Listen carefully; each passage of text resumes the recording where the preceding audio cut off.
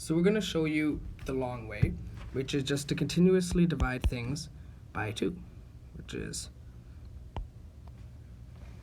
so each number by 2. So which will equal 4. So it'll equal 448 divided by 832. And now we can divide it by 2 again. Why?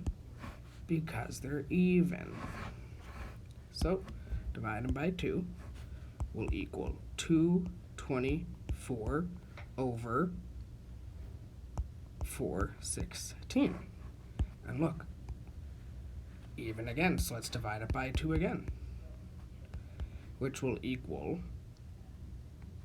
112 over 208.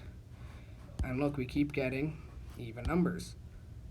Divide that by 2 equals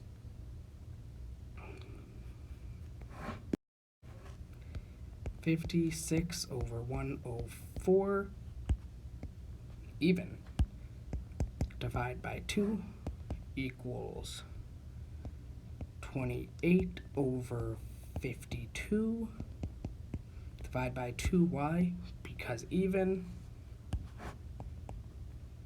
equals 14 divided by 26, because even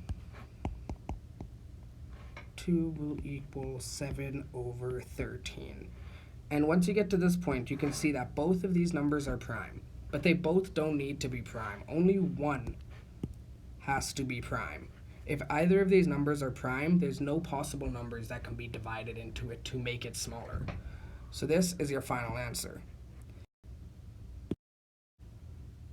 Obviously, you could have also done 896 over 1664 divided by 8. Since we did just find out that they are divisible by 8, which would equal 112 divided by 208.